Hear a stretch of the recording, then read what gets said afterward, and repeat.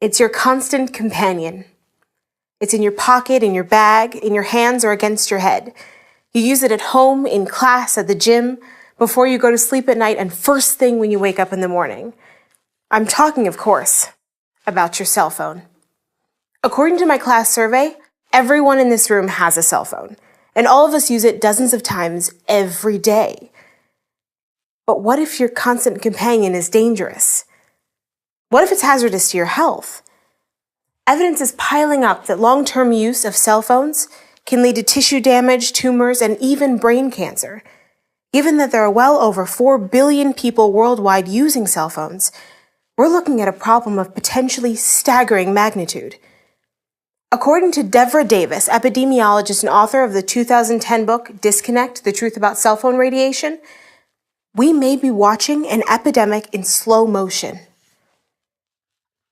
I'd never thought much about the possible perils of cell phones before I saw a CBS News report on the subject earlier this year. But doing extensive research for this speech made me realize that cell phones do in fact pose a danger to our health. Now, don't worry, I'm not going to try to persuade you to abandon your constant companion. I still use mine on a regular basis, and I probably always will. But I do hope to persuade you to make one simple change in the way you use your cell phone. A change that will protect your health and could even make the difference between a long life and premature death. But first, let's look more closely at the health risks posed by cell phones. Those risks stem from the fact that cell phones emit small amounts of radiation that over time can damage tissue. Every time you use your cell phone, you expose yourself to that radiation. The amount is minuscule in comparison to that given off by X-ray machines, about 1/1,000,000th of the intensity. However, Ronald Herbermann of the University of Pittsburgh Cancer Institute explains that the problem with cell phone radiation is not how much is emitted at a single time, but how much we are exposed to with repeated use, day after day, year after year. It's this long-term use of cell phones that has led researchers to warn about their danger. In one study, for example, the World Health Organization tracked 10,000 cell phone users over the course of 10 years. As reported in the New York Times on November 13, 2010, the data in this study indicated that subjects who used a cell phone 10 or more years doubled the risk of developing brain tumors. Other studies have reached the same conclusion. Perhaps most important is a 2007 study in the Journal of Occupational and Environmental Medicine that surveyed all the previous research on cell phone use. It found a consistent pattern of increased risk for developing brain tumors among people who used cell phones for more than 10 years. Alan Marks is one of those people. A 58-year-old real estate developer and father of 3. He talked on his cell phone an hour a day for 23 years. 2 years ago, doctors found a golf ball-sized tumor in his brain. There's no question what caused it, he says. It was my cell phone. And Alan Marks isn't the only person to conclude that he's sick because of his cell phone. Ann Gittleman's 2010 book, Zapped, which deals at length with the health problems of cell phones, catalogs people who developed blinding headaches, dizziness, circulatory problems, nausea, and cancer from the kind of radiation emitted by cell phones. Still not convinced about the potential dangers posed by your constant companion? Take a look then inside the thick manual that comes with your phone.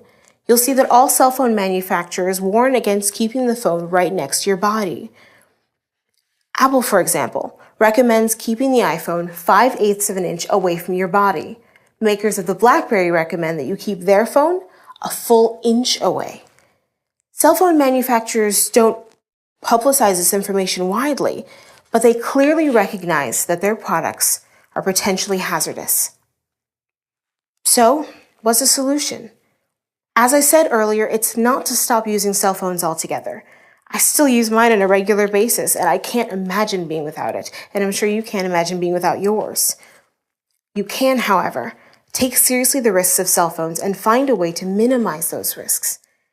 Time and again, experts point out that the single most effective way to reduce the risk is not to press your cell phone against your head while using it. Since the phone emits radiation, the closer you put it to your head, the more radiation you expose yourself to.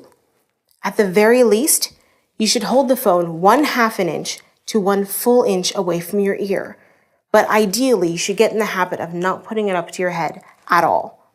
I now use my earbuds almost every time I use my phone. Another option is to use your speakerphone. As with breaking any habit, changing the way you talk on your cell phone may be slightly inconvenient at first, but will soon become second nature. You'll be able to enjoy all the benefits of your constant companion without suffering the fate of Alan Marks. If Marks had known the dangers of prolonged cell phone use, he would have done things a lot differently. I wouldn't have held it to my head, he says. I would have used the headset, I would have used the speakerphone, and I would not have had the problems I had.